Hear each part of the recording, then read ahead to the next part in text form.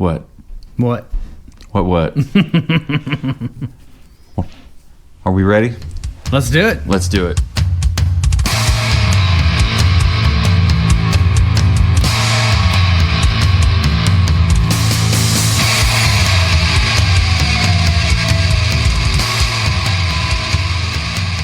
Welcome, dear listener, to the Savor the Burn podcast. My name is Jonathan. Across the table from me is Mr. W2. How are you tonight? I'm doing good. Or today. You never know when people are going to listen to this. Yeah, you know. That's it is what it is. Thank you for listening on your favorite podcast app of choice, and whether that be Spotify, Audible, Apple Podcasts, Google, Samsung, or who else was it? Pandora, and I don't know why I'm blanking. There's a bunch of them. Yeah, Amazon Prime. Yeah, there's just so Did you say Audible? many of them.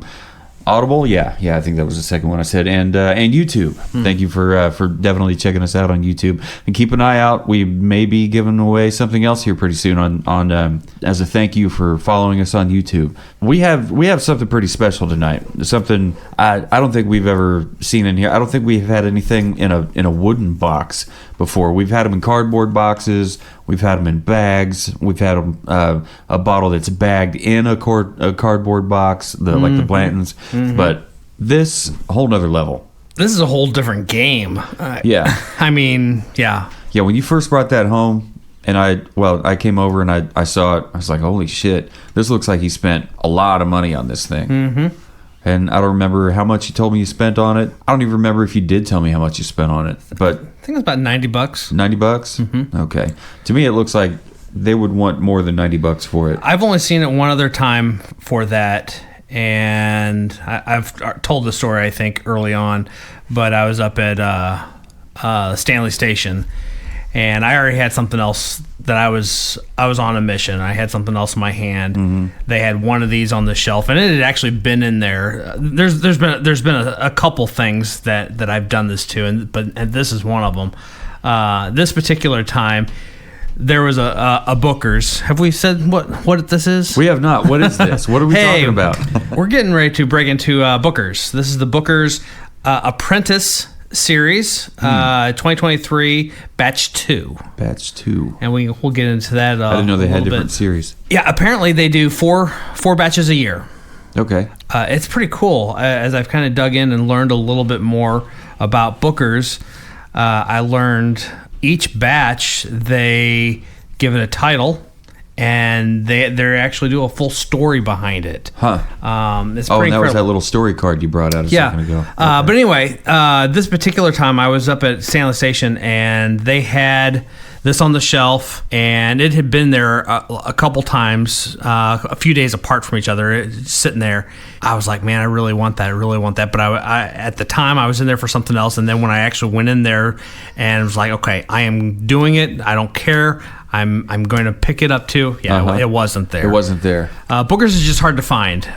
Those are the only two times I've ever seen it in person, outside of seeing a post from Stanley Station at their Overland Park store doing their early Sunday morning allocation fire sale, and a picture of multitude Booker's, but by the time I got down there, nothing. Slim pickings. But how often do they do that? Are there people waiting in the parking lot? I think they do it every few months. Oh, okay. It's always impromptu.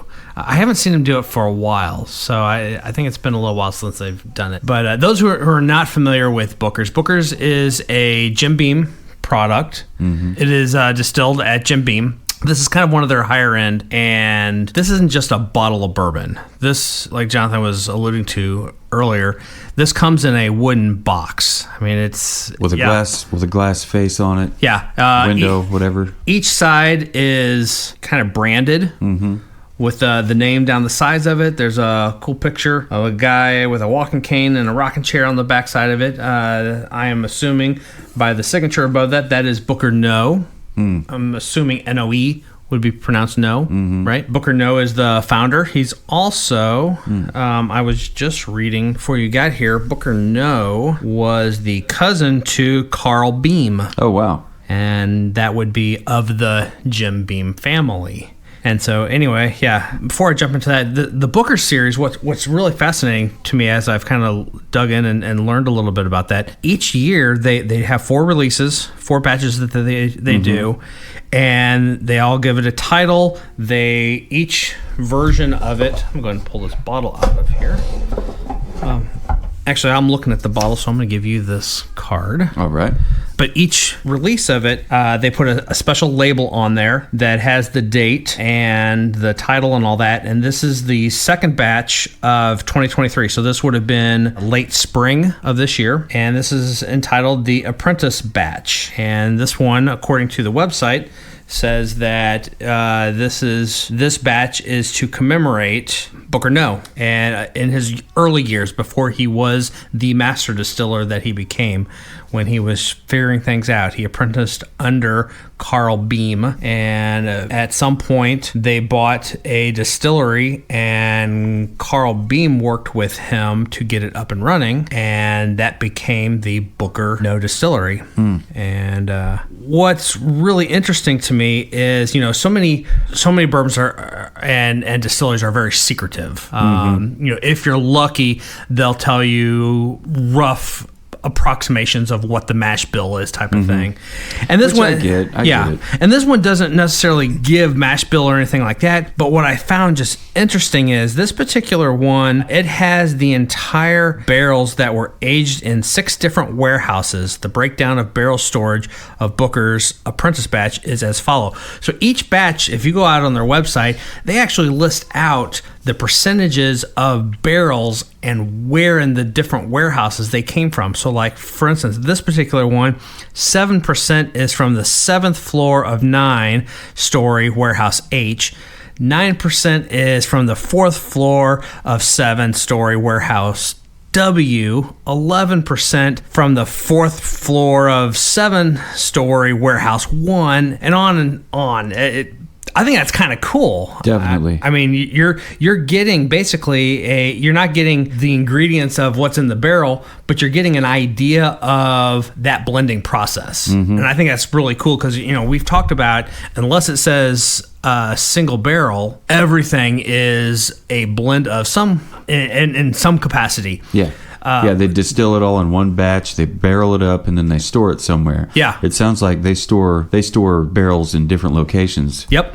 For specific reasons. They have very different reasons. Yeah. I mean, that would be why you would take a specific percentage from this one from this floor, and the percentage from this one from this other floor in a different warehouse. Booker's is a small batch bourbon collection. It is uncut and unfiltered. So even though it's small batch, we're talking barrel proof. And this one comes in at 62.75% or 125.5 proof, which is why we've kind of unofficially nicknamed or titled our evening this evening our high octane night. High octane. We're digging into some high proof bourbons tonight, and this happens to be low man on the totem pole, but definitely not when it comes to this presentation. Yeah, presentation. It's 5 all day. That is the standard for the 5. I find it fascinating that the label on here says the age on this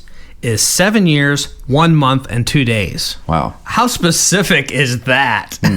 Down to the day we have the aging of this one. This bottle, the presentation is second to none. You've got the wooden box. That's got the branding on the outside of it. You've got this plexiglass glass sliding door that has gold printing of Booker's Uncut and Unfiltered Small Batch Bourbon Collection. There's a little clear plastic piece in there to hold the neck stable so it doesn't bounce around, doesn't rattle around in shipping.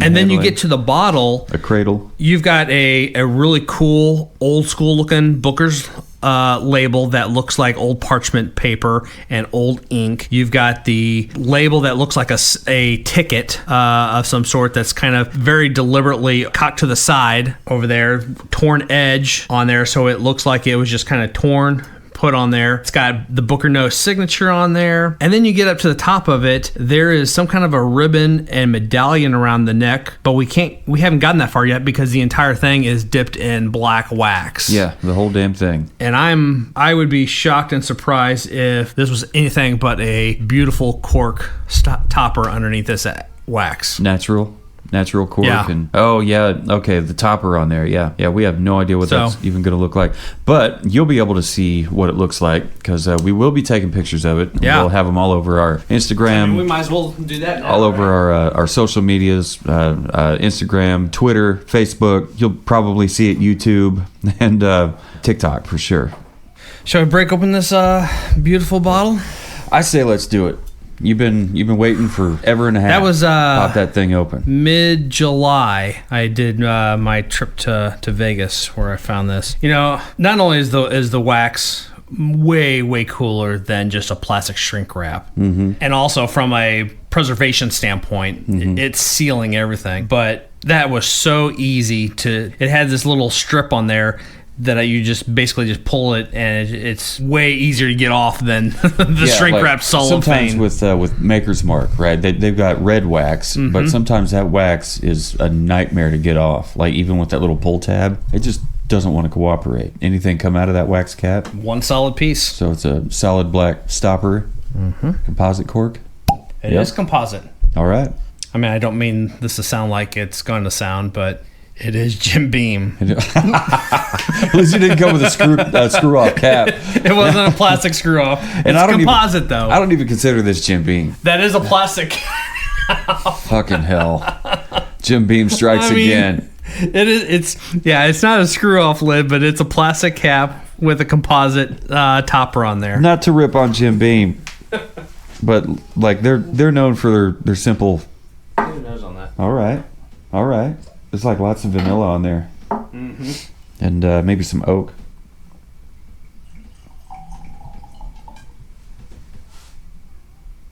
It's pretty dark too.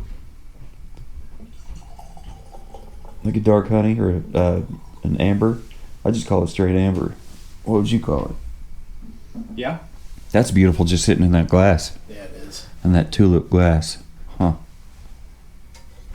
Well, I got a quick pull on the nose when you handed me the bottle to take a look at, or to get a whiff, and man, that smells amazing. Yeah, it doesn't smell like 120 something proof. No. What did you say it was? 125.5.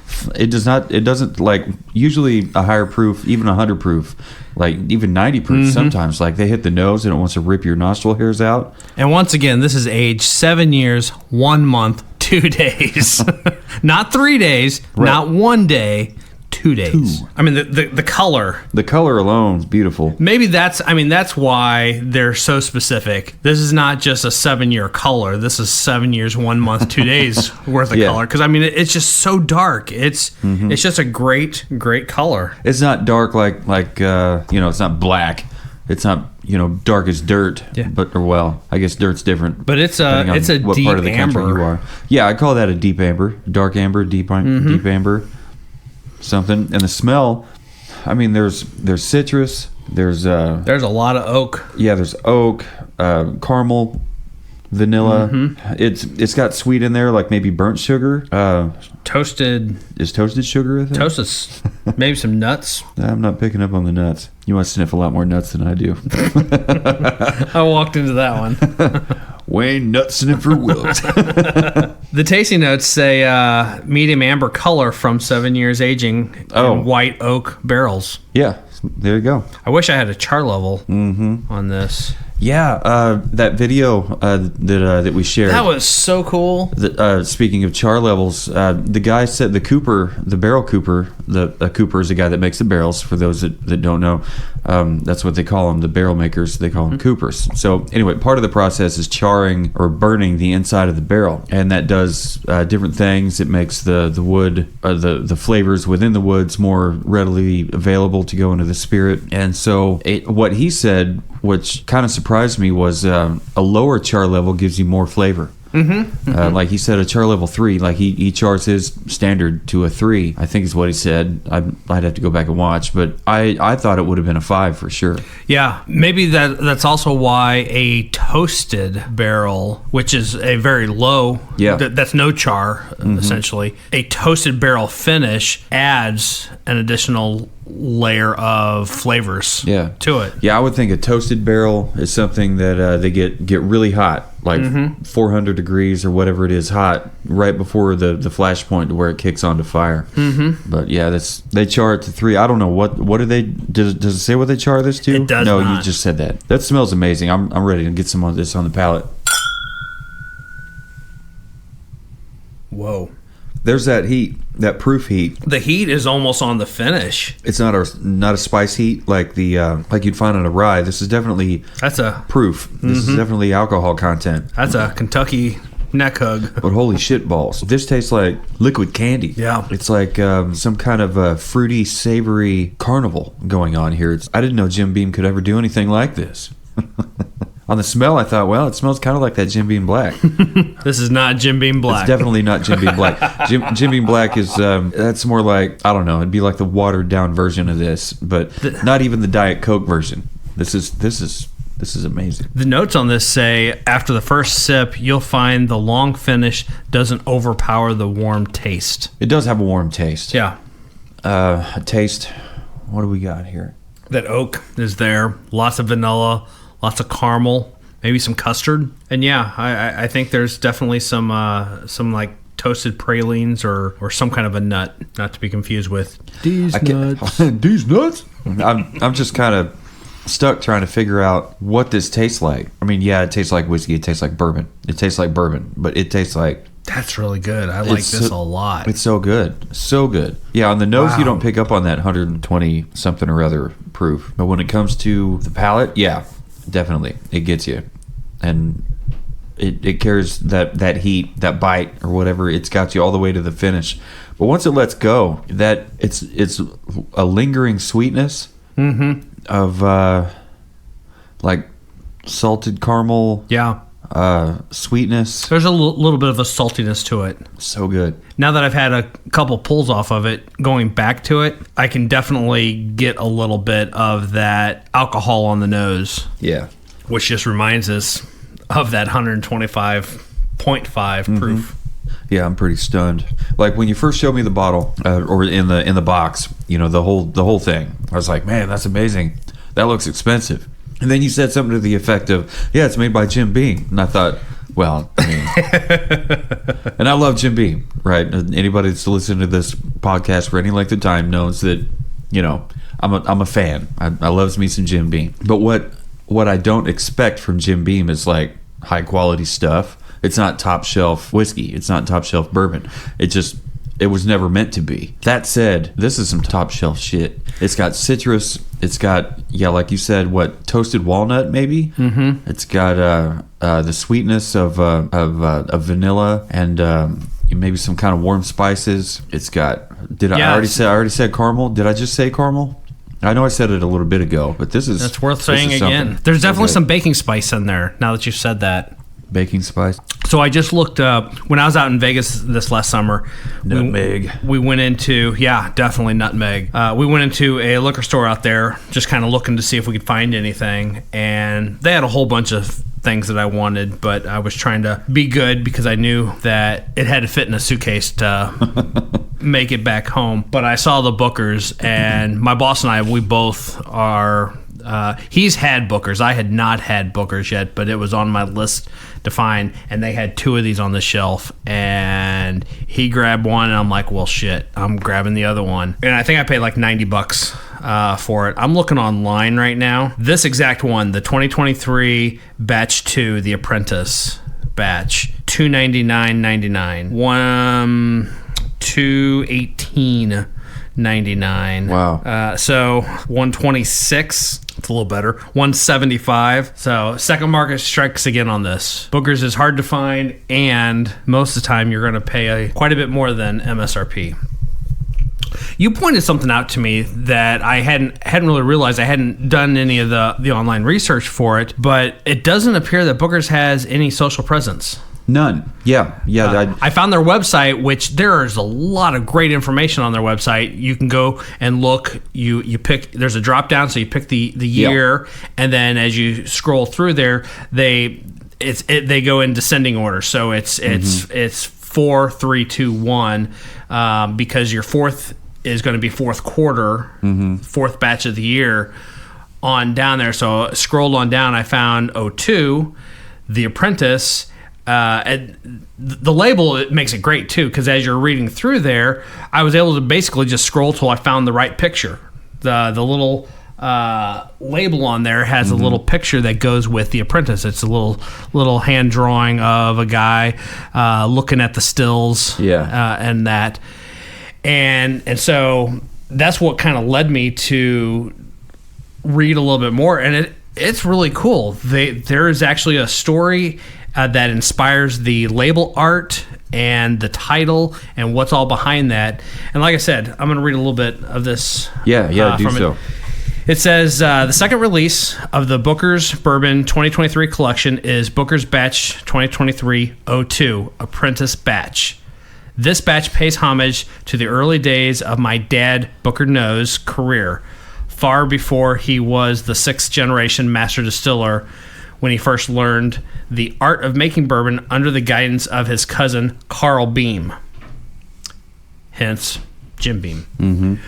When Booker started working at the Jim Beam Distillery in Claremont in 1952, so they haven't been around for very long. Not that long, yeah. Not Booker, anyway. Right. Carl became like a mentor to him. Back then, they didn't have official titles like Master Distiller, but everyone knew Carl was in charge. He didn't put up with any foolishness and made sure Booker was set straight. But even if Booker did mess around sometimes, he was a fast learner and was ready to be put to work, and that quickly got him Carl's approval. 2 years after Booker started, we purchased a distillery in Boston, Kentucky, to increase our production capabilities. Carl and Booker worked closely together to get it up and running, and eventually Carl handed the reins over to Booker.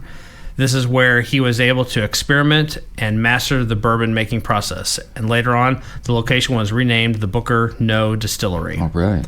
Carl showed Booker the ropes at the distillery, but from there, his approach was sink or swim, and it was just the push Booker needed. His apprenticeship under Carl helped him become the master distiller and legendary innovator we all remember him as today. And that's from Fred No. Beam family, 7th generation master distiller. Wow. That's pretty cool. It says Beam family, but I guess the family they're talking about is the is work, like their distillery family. That's pretty cool. And Booker was born in 23. Does it say here in the notes here? And I think he died in 04. But yeah, he had a long life with a lot of experience. Mm-hmm. And with this coming out of Kentucky, this is a Kentucky Straight Bourbon Whiskey. Yeah. Yep. You can't argue. Uncut, unfiltered. I wonder 125.5 proof right out of the barrel. If we miss a lot of things because of that filtration process. I think so. I mean, coming straight out of a single barrel. Well, no, this is small batch. No, it's small batch. It is small batch, yeah. But it is. It's all. They're all just dumped right out of the barrel into a vat or into a container, blended, and then put right in the bottle. Man, this is good. This is pretty damn amazing. I bet it'd make a great cocktail. But you're reading my mind. I'm thinking about that Tennessee that we had, and the amazing amaretto sour that we made from that. Yeah. That was, if I remember correctly, like 117 proof. Uh-huh. So this is going to be a little bit hotter, but this has so much more flavor. As sweet as this is, I wouldn't even put sweetener in it. Like if Probably you made not. If you made an old fashioned with it, it would just be Booker's ice, bitters, and a fucking garnish. Call it good. Once you got to get past that the heat of the proof. There's some ethanol on there. Holy shit! But yeah, like this has got the most taste I've ever had in a whiskey or a bourbon with that kind of ethanol on it, like that kind of heat, the alcohol burn that we get, that we savor. That's right. We don't savor the heartburn. We savor saving this one. Savor the ethanol burn. This is really good. I mean, if you put this up against does Balcones have any single batch or barrel or like unfiltered? They just released a new single malt. Single malt. But I believe it's for their 15-year anniversary.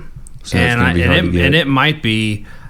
It might have a higher age statement than. I'm just thinking something comparable as far as flavor spectrum goes. Balcones, all except for one that we tried, had this pantheon, if that's the right word, of different flavors.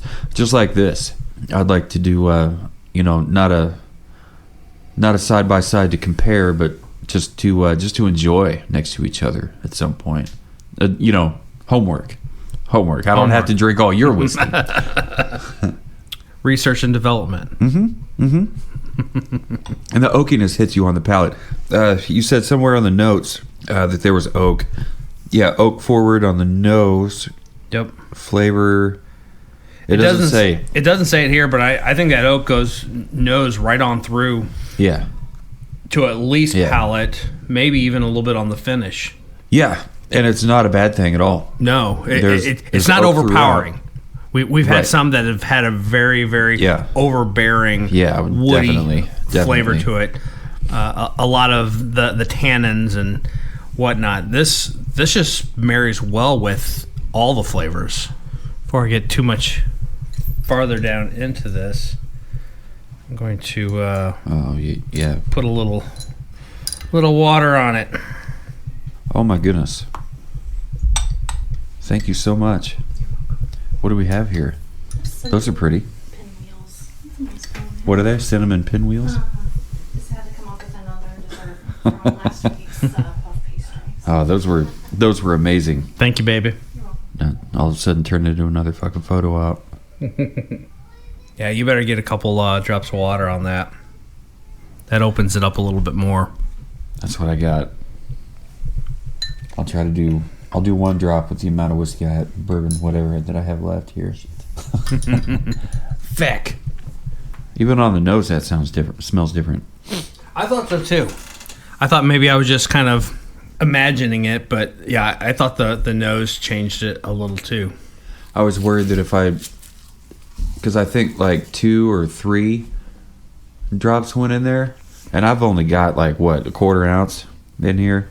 I was worried that I'd start seeing solids in there. Have you ever done that? Like you put water, you put ice in your whiskey, and all of a sudden you see little floaty things. Little floaties, yep. And I'm thinking, what the fuck is in my ice? I've got a water filter. What the hell's going on? But it's not. It's actually it's from the bourbon. Like you don't see it until you add the water in there, and that's what they do with the chill filtration. You need to add a little bit more on top of it. That is so good. There it is. Adding a couple drops of water to it, it heightens the oakiness of it, and the savory sweet cornucopia, carnival of like candy that it tasted like. That kind of gave way. It went away, but it helped enhance the vanilla notes that it talks about here, and the toasted nuts. Yeah, I'm just thinking like walnuts. Yeah. Toasted walnuts and like maybe nutmeg. I think the couple drops of water helped. Did you want another one of these? I had one already. Okay. I'm good for now. I think the couple drops of water kind of helped subdue the ethanol. Yeah, definitely did. But like it took it off the front of the palate for me, like the ethanol burn. I thought everything was going to be okay. Yeah, I put it on the back of it right before the finish came in. And I was like, woo, there it is. I'm fine. I'm not fine. Send help. Fire breathing dragon. Blink twice. Damn. These are really good. She made these out of puff pastry. Some kind of cinnamon roll things. Yep. Ms. Katie brought us down some cinnamon pinwheels. Yeah, buttery and delicious. A bowl of vanilla bean ice cream. Vanilla bean ice cream is my favorite vanilla ice cream.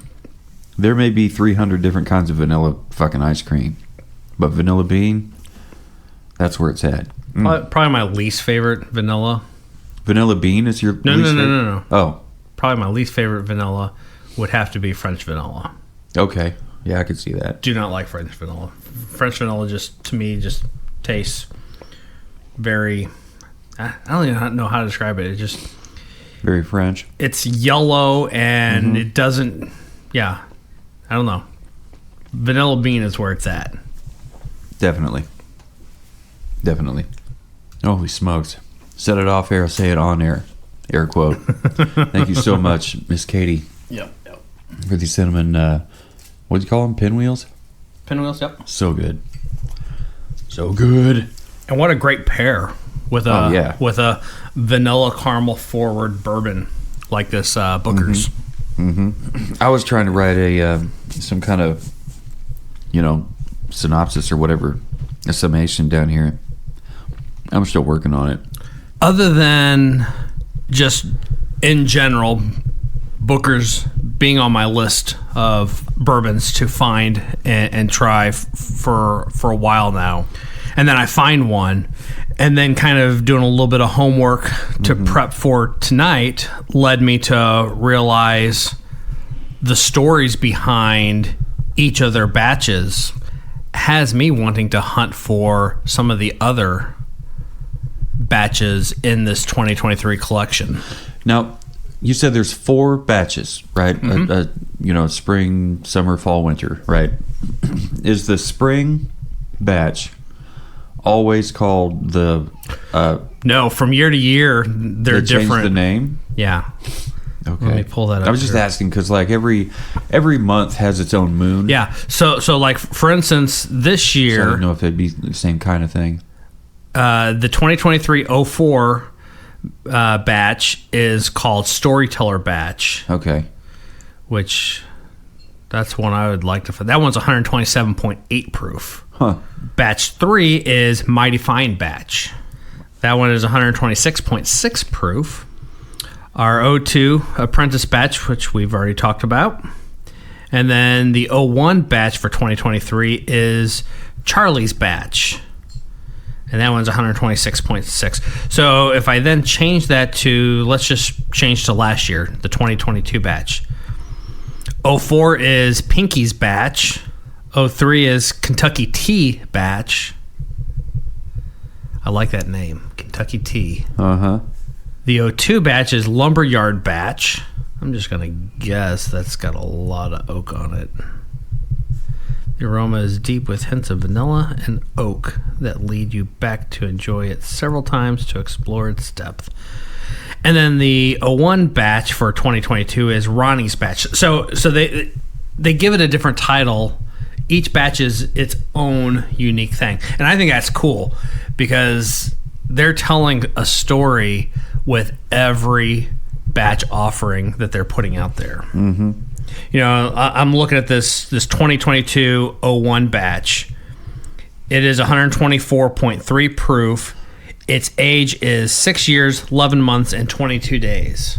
I just love that. It's so specific. Mm-hmm. It just makes you wonder, did those 22 days make all the difference in the world to make this batch what it is? Maybe. And I bet the oak barrels breathe differently, and the angels get their share differently. 100%. Depending on the season. Mm-hmm.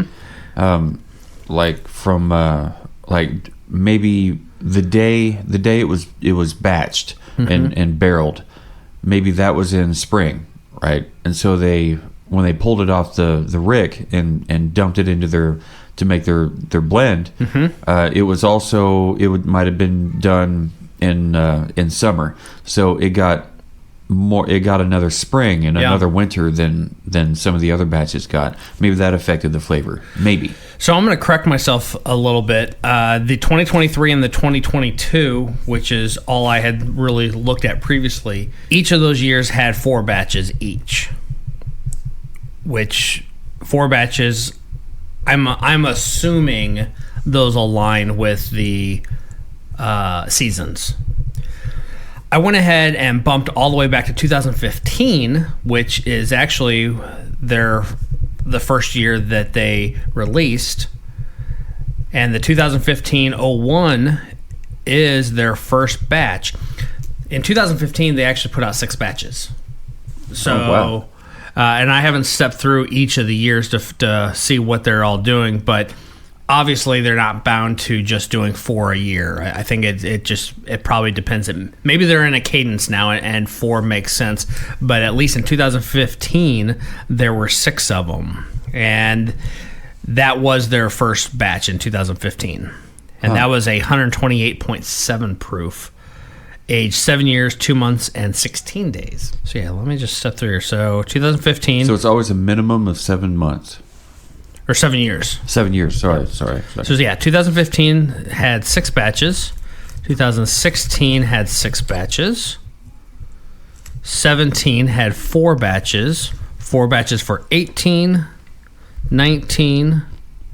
2020 had 3 batches. Maybe COVID played into that. Fucking COVID. 2021, 4 batches. 22 was 4 batches, and this year, as I stated, has 4 batches. That's really, really cool. And yeah, I enjoyed this so much, but just learning and reading all this stuff, it makes me want to find some of the other batches. Yeah, and compare them. Yeah. I have no doubt that they're going to be amazing. Looking at the website as a whole, the 2023 overview notes say color is our darkest and deepest amber and henna color. Taste is deep, or actually let's back up. Aroma, robust vanilla and caramel notes, slightly smoky. I don't know if I picked up any smokiness. I don't think I did. On taste, deep and complex flavors of vanilla, nuts, and oak. And finish long and full, perfect for easygoing sipping. It's a mighty fine assessment. I'm Still got. Oh, I didn't. I haven't even. All good. So I wrote down here a solid but not overpowering oakiness throughout. This bourbon is amazing. Subtle nuttiness and vanilla caramel forward explosion will undoubtedly leave you as astounded as we were when we got our first taste. Keep an eye out for the opportunity to pick up this bottle and share the experience with your fellow bourbon enthusiasts. Sure, that'd make a lot more sense if I didn't stutter through the whole thing. But yeah, this is really good. What'd you get on the nose? I give it 4 1/4. All right. I probably should have given a little bit more, but I felt good about 4 1/4. It had a very solid nose. I thought so too, and I gave it a solid 4. How about the palate? 4 1/2. 4.5. I thoroughly enjoyed the palate on this, and the heat that came with it, very manageable. It didn't scald you all the way down. It just gave you that Kentucky hug that my sister told us about. Kentucky hug. It kept it in the mouth where you want it to keep the heat. It's weird saying that. Family friendly show, but I gave it a 5. On the finish, I also gave it a 5. How about you? I kept it at 4 1/2. Okay. All right. Can we agree that the bottle presentation is a 5, or did you go over 5? I wasn't kidding. I was aiming to give it a 15, which, because we're in half numbers here, I gave it a 7.5. 7.5. Wow. You were not kidding. Goodness. I mean, I challenge you to find a better presentation than this. Right. In a wooden box with a corked, wax dipped, ribboned medallion, tasting notes card, having experience. Yeah. Now, Who does that? there are a handful out there. Are there? Like, the Whistle Pig Boss Hog Okay. presentation. That box has like a little thing in there where when you open up the double doors, it actually turns the bottle as you open up the door. I mean, it's a crazy. There's and I've seen some of the higher end 20, 25 year scotches that have that kind of a presentation. I'll have to look that up. It sounds sounds kind of cool. Your $14,000 bottle of Double Eagle Rare has the glass eagle sculpture topper on it and the hand-blown glass eagle inside the bottle. That's also going to be up there too, but for a reasonable $90 bottle, Yeah. you're not going to find a better presentation than this. I mean, it's gorgeous. Everything about it is solid and above and beyond. And this would probably be an extra half point for me on my end. It's from Jim Beam. It's from Jim Beam. That's worth at least another half point, because who would have thunk it? I would. I would have. The world shits on Jim Beam, and I'm here to slap him back for him. I'm like, no, you don't. You I got dirty you. scoundrels, dirt bags. But yeah, I think your opinion of Jim Beam has definitely gotten higher through the very course much of this so. podcast. Very for sure. much so. This knocks it out of the park. I know it's distilled at Jim Beam Distillery or whatever. I don't consider this Jim Beam. No, I really don't. You can't. I mean, you really can't. You really can't. No, I'm sure it's a different mash bill, different char levels on the barrels. It may be rigged in the same warehouses, Yep. but Booker had his mind on his own thing. He was given carte blanche to do what he wanted to, and he did. And hopefully they continue to carry on that legacy. By the way, Jim Beam is now owned by House Centauri. Centauri, yeah.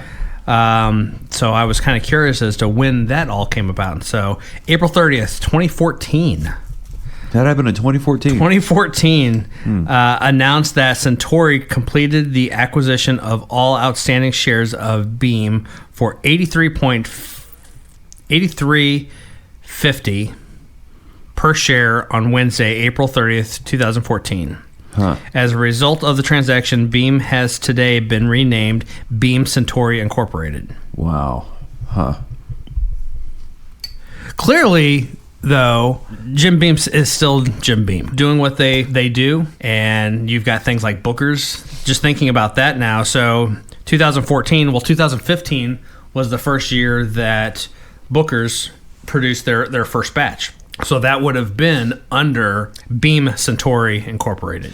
That's good to know, because a lot of people have a problem, and I think in some cases, rightly so, foreign entities coming over and buying, United States farmlands, businesses, and really just kind of getting a foothold, a larger foothold than the average American citizen would be comfortable having. But with Centauri coming in and buying Jim Beam, so much of Jim Beam, but giving them, the freedom to do what it is that they do, just on a much larger scale. That's a very good thing. And Centauri's been around for a very, very long time. Weren't they the original makers, from the 1800s? Centauri is one of the original. It might have been the original distillery in Japan.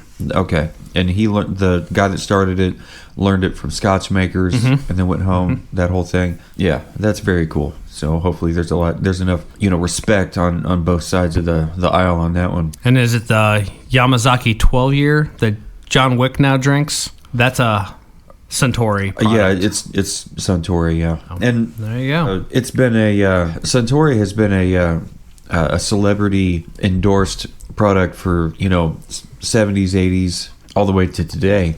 With you started off with Sammy Davis Jr.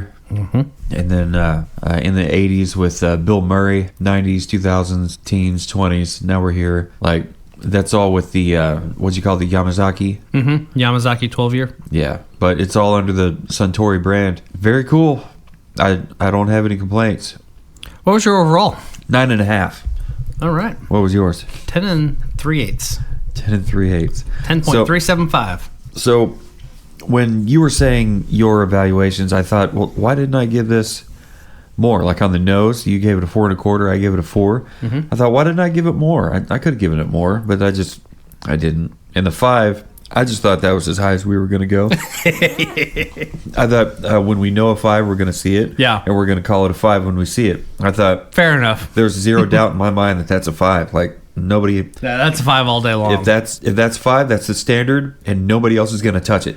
This will be the only 5 we ever have. But then, going back to what you said, you already warned me that you were going to give it more than a 5. Well, and so I should have seen that coming. And my rationale behind that is, I think we've given a couple things already a 5. The Blanton's bottle had a 5. Yeah, that was our 5 at the time. You know, and honestly, I mean, not taking away from that.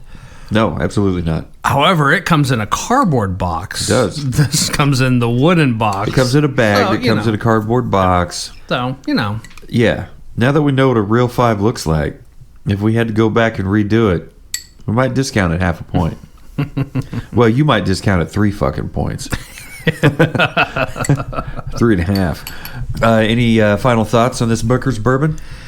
This was outstanding. I enjoy this one a lot. It very much is outstanding. I did enjoy it too. I'd say it's worth the hunt for all you bourbon hunters out there. If you can find it, like, keep an extra 100 in your pocket whenever you go hunting. And if you see it, you grab it. I mean, all day long. If you like your bourbons sweet and complex, and you're not afraid of a little extra proof. What did you say the proof was on this one? 120. 125 and a half. 125 and a half. Yep. Yeah, if you're not afraid of, and that's not indicative of all Booker's bourbons. Batch to batch, the proof is going to vary a little bit. Yep. But because it's uncut. It's uncut. It's full uncut barrel and strength. unfiltered. Yep. And I really do wonder if the whole uncut and unfiltered thing has, like, if all uncut and unfiltered bourbons have this level of complexity. It's just it's so wild how good it is. You know, I said my overall was 10 3/8. Yeah. If I dialed that presentation back to just a solid 5, my overall still would have been a 9 and an 8. Okay. Huh.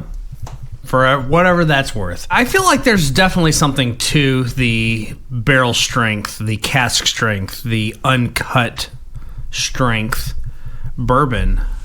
You know, as we've gotten into this, I know that I have begun to enjoy those barrel proof bourbons a lot more. Yeah. Talking with my sister, I know her and Tim have also, as they've kind of their journey through bourbons, they have started to enjoy the barrel proofs way more, to the point where if they have a choice, they always lean towards that single barrel or barrel proof variation. And, you know, speaking of your sister and her husband, once again, and, you know, thank you guys for hanging out with us the month of November. That was great to have them. And because of them, Russell's bourbon is now on my radar, and it probably won't be too long before I have a bottle of that. Well, if that's all we got, I think that's all we got. Thank you, dear listener, for listening to this episode of Savor the Burn. We do thank you once again for listening on your favorite podcast app of choice. And share the word with all your friends and family, all your fellow bourbon enthusiasts. If you come across something that you think we should try that we haven't done an episode on, a review on, let us know. info@savortheburn.com. If you think my evaluations are off, feel free to send your hate mail to getfucked@gofuckyourself.com. No, send me your feedback, whether it be positive, negative, constructive, whatever, to Jonathan@savortheburn.com. and send all your glowing, happy, joy emails to w2@savortheburn.com. And always remember, dear listener, no matter who you are, where you are, who you're doing it with, always remember to keep on burning.